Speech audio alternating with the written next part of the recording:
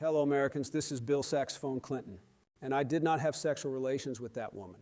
But I did have sexual relations with this episode. This is the Cowman's Country Slaughterhouse. Country Slaughterhouse. Country Slaughterhouse.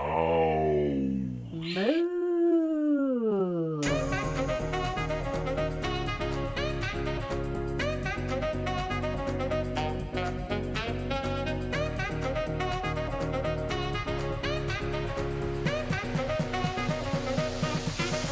You get him, Bill. Get him. Get him. Get him. Get him. Get him. Get him. Get him, Bill.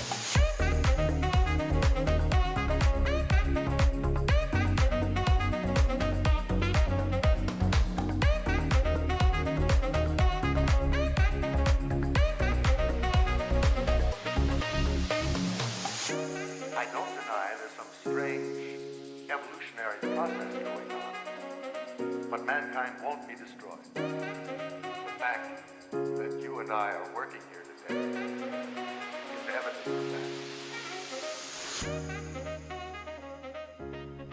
that. Fellow football fans, fuck yeah! Alright, listen. I used to think Taylor Swift was an AKA for nothing to do with me kind of gal, just like some kind of middle-aged white woman thing, but not this Super Bowl 58.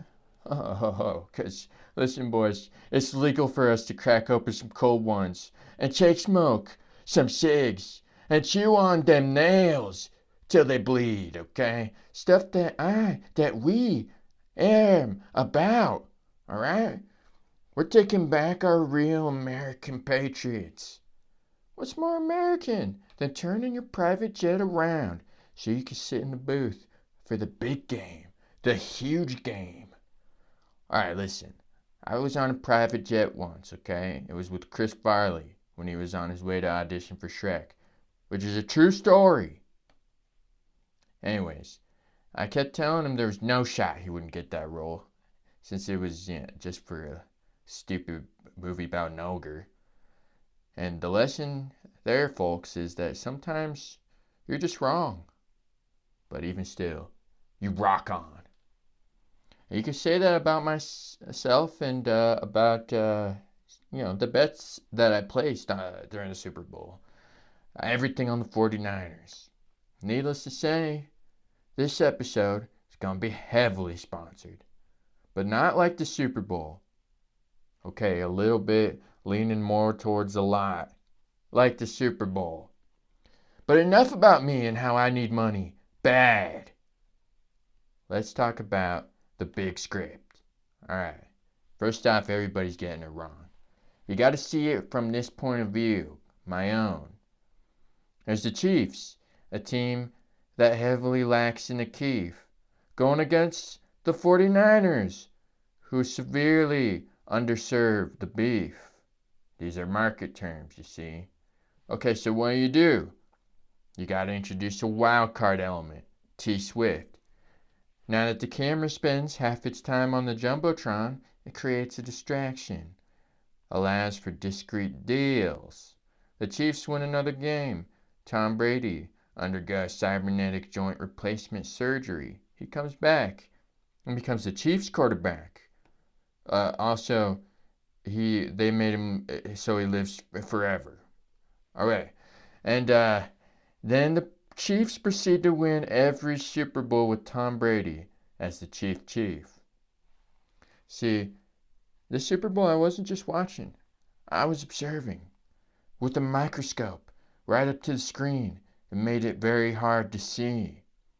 But I did see those demonic hand gestures from my spice. Except instantly, I did a reverse cross, upside down, to counter it. So we're good now. More importantly, I saw Travis Kelce yelling at his coach and shoving him, just like everybody. Okay? He knows that if he loses, he has to sleep at the foot of the bed tonight. So everything is at stake. And I get it. What we don't see is that off screen, as soon as they're behind closed doors, Travis puts on his own dog collar for being a good boy.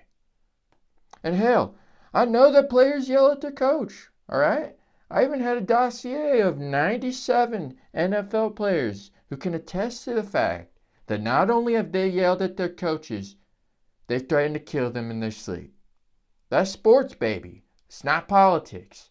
Politics is when a whack job shoots up the parade that happens after, and the governor turns tail. He should have been the first one armed and ready to go. Instead, as usual, football fans have to be the real heroes. If we had a Giants fan on board one of those planes during 9/11, I'm telling you right now that it would not have gone down like it did. A Jets fan? Well, I'm sorry to say that nothing goes differently. This is friggin' Marky Mark. Come on down to Wahlburgers, where I might just show you my balls. Burgers, the home of my balls.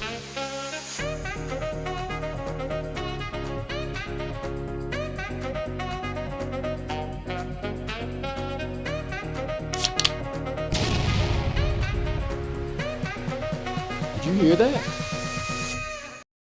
Pepsi didn't. And neither did you. Pepsi.